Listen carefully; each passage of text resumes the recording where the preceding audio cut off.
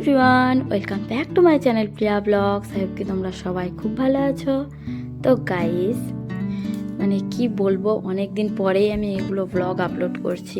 কিছুদিন থেকে এত বিজি হয়ে গিয়েছি, ঠিকঠাক আমি ব্লগগুলো আপলোড দিতে পারছি না। তো চলো এই ব্লগটা আমি সকাল থেকে শুরু করছি। সবাইকে গুড মর্নিং। সকাল 9:30 বেজেছে আর এই ব্লগটা হচ্ছে অষ্টপরের শেষের ধুলোটের দিনের। তো আজকে কিন্তু গাইস আমাদের এখানে গ্রামে ধুলোট আছে। আর আজকে গাইস আমাদের বাড়িতে ভিত পুজো। তোমাদেরকে বলেছিলাম যে পয়লা দিনে শুধু পুজো করেছিল মা, আর আজকে ভিত পুজো হবে। আর বিকেলের দিকে কিন্তু দাদু বাড়িও যাবো। তো চলো তোমরা পুরো ভিডিওটা এন্ড থেকে দেখতে থাকো। সকাল সকাল আমার ঠাকুরের পুজো করা কমপ্লিট হলো গাইস। তারপরে এদিকে দেখো ঠাকুর মশাই জেঠু আমাদের বাড়ির কাছেই বাড়ি, তো এখন চলে এসছে পূজার জন্য। আর এদিকে আমি আর মা সব কিছু জিনিস খুব সাবধানে আনছিলাম। এখানে আমাদের রুমগুলো যে ছিল তোমরা তো দেখেছো গাইস, সেটা রান্নাঘরের সাইডে। আর এখানে দেখতে পাচ্ছ কিরকম আছে, একদম ইট টিট, খুব অসুবিধে হচ্ছে পুজো করার। তো এখানে খুব সাবধানিতে আমরা জিনিসগুলো আনলাম এখানে। আর এখন জেঠুটা পুজো করবে।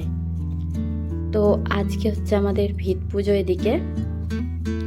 আর মেশিনও কিন্তু চলে এসছে, এদিকে কাজ টাজ হবে। তো দেখো এখন জেঠু পুজো শুরু করে দিয়েছে। তো এখানে পুজোটা করে নেওয়ার পরে গাইস আমি তারপরে তোমাদেরকে দেখাবো আমাদের ধুলোটের ভিডিও সব কিছুই।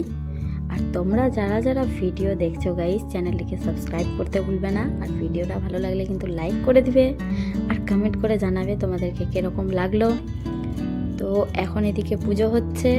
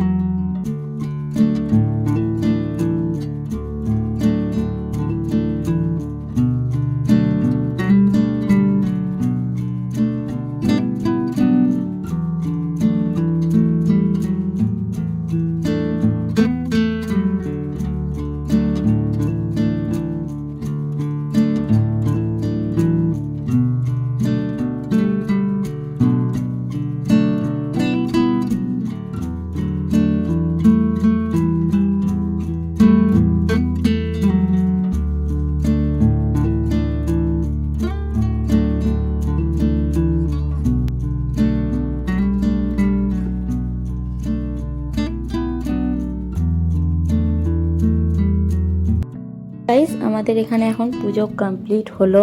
আর বাইরেটা তোমাদেরকে দেখাবো কি অবস্থা হয়ে আছে গাইস। মাটি টাটি বাড়িতে খুব অসুবিধা হচ্ছে একেবারে। তো এখানে এখন পুজোর শেষে মশলাটা ঢেলে দিবে। আর দেখো কিরকম কিরকম পুজো করলো। আর এরপরে এখানে পুজো শেষ হওয়ার পরে বাইরে মেশিনে যাবে পুজো করতে। তো বাড়িতে এখন ঠাকুর ঘরে খুব এলোমেলো হয়ে আছে গাইস। কাজটা এখন শুরু হয়ে গেছে আমাদের বাড়ির নিচে। তো ফাইনালি খুব তাড়াতাড়ি সব কিছু কিন্তু কমপ্লিট হয়ে যাবে। তো এখানে পুজো শেষের পরে বাইরে গিয়েছিলাম পুজো করতে। আর তারপরে কিন্তু গাইস ভিত পুজোর পরে সবাইকে মিষ্টি টিষ্টি দিয়েছিলাম, ওগুলো আর ভিডিও করা হয়নি। তো মিষ্টি টিষ্টি দেওয়ার পরে এখানে আমি মিষ্টি খাচ্ছিলাম। আর চলো তারপরে তোমাদেরকে নেক্সট। তো কিছুক্ষণ পরে গাইস এখন আমাদের দেখো ধুলোটের জন্য এখানে ডিজে চলে এসছে। আর এখানে প্রিন্সকে দেখো খুব খুশি হয়ে গিয়েছে, কিন্তু মুখটা দেখেই বোঝা যাচ্ছে ওর। তো এখানে নাচ টাচ করছিল। তারপরে আমি বাড়ির সামনে থেকে ভিডিও করছিলাম যখন ধুলোট বের হচ্ছিল। তো ফাইনালি দেখো এখন ধুলোট বের হলো। আর এখন গ্রাম ঘুরবে চারিদিকে। তো আমি এখানে বসেই ছিলাম, একটু শুধু গিয়েছিলাম ওদের সাথে।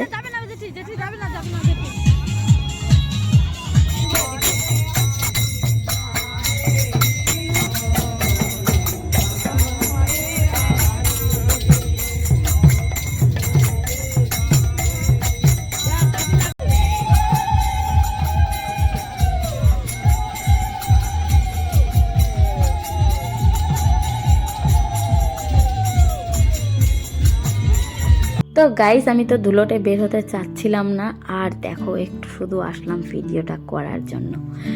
তো এদিকে এখন বাড়ির সামনে দাঁড়িয়ে আছে আর সবাই এখানে পুজো করছে বাড়ি থেকে, মানে বাড়ি বাড়ি যেত দেরি হবে জন্য রাস্তার মধ্যে সবাই পুজো করে দিচ্ছে।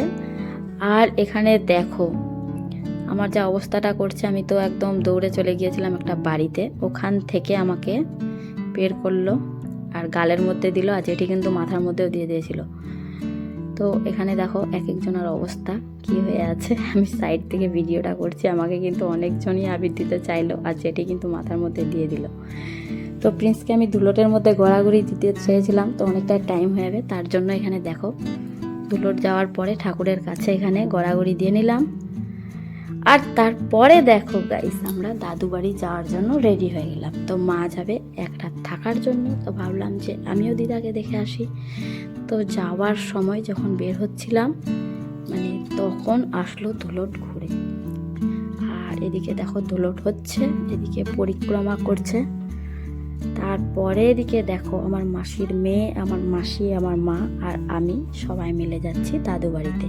তো আমি সুপ্রিয়াকে খুব মিস করছিলাম, মানে সুপ্রিয়া ছাড়া আমাদের দুজনের মজে না কোথাও গেলে। তো দেখো এখন উঠে গিয়েছি বাসে, এখন যাচ্ছি দিদা বাড়ি গাইস। তো এখন আমরা নামলাম আর আমার অবস্থাটা দেখো, বাস আর গাড়িতে এত আমার অবস্থা খারাপ হয় আমি আর কি বলবো তোমাদেরকে, মানে আমার মাথাটা খুব ঘুরছিল। তো চলো এখন টোটোতে উঠে গেলাম, আর আমার দিদা বাড়িটা কিন্তু আমাদের বাড়ি থেকে স্ট্যান্ডে মানে বাসে উঠতে হয়, তাড়াতাড়ি পৌঁছে যায়। তো আমরা দেখতে পেলে কত তাড়াতাড়ি পৌঁছে গেলাম, আর এখন যাচ্ছে গ্রামের ভিতরে টোটোতে করে। আর মানে ধানের টাইম, তখন ধান উঠছিল, এত ভালো লাগছিল চারিদিকে, দেখো সূর্যটা এত সুন্দর লাগছে একদম। তো আজকে অনেক দিন পরে গাইস সুপ্রিয়াকে ছাড়া আমি যাচ্ছি দিদা বাড়িতে। তো অনেক দূর পৌঁছে গেলাম, আর একটু গেলেই দিদা বাড়ি। তো খুব ভালো লাগছিল, দেখো ধান ওঠানোর টাইমে মানে চারিদিকে ধান টান মারা হচ্ছে। আর এদিকে দেখো আমার মাসি আমার মাথাতে ঠোকনা মারছে আমি ভিডিও করছি জন্য। কেন ভিডিও করব না, এগুলো আমার মেমোরিজ হয়ে থাকবে। তো চলো এখন পৌঁছে গেলাম দিদা বাড়িতে, আর এসে নিয়ে প্রথমে আমি প্রণাম করি ঠাকুরের কাছে। এটা হচ্ছে লক্ষ্মীনারায়ণ ঠাকুর আমার দিদাদের। তো ঠাকুর ঘরে প্রণাম করার পরে আমার মারা একটা মামাকে দেখা করতে এসেছিলো, তো আমি ভাবছি যে চলো একটু বাগান থেকেও ঘোরাঘুরি করে আসা যাক, মানে সন্ধ্যা লেগে যাচ্ছে এখন গাইস। আর এখানে মেজো মামা আর মামি কিন্তু এখানেই ছিল, তো ওদের সাথেও দেখা হয়ে যাবে। আর বাগানটা বিশেষ করে দেখতে এসেছি, মামিরা তো বাড়িতেই যাবে একটু পরে। তো দেখো কত সুন্দর লাগছে চারিদিকে। তো চলো আজকের ভিডিওটা আমি এখানেই শেষ করি, আমার নেক্সট ব্লগে তোমাদের সাথে দেখা হবে গাইস, মানে সন্ধ্যা লেগে গিয়েছে এখন। তো টাটা।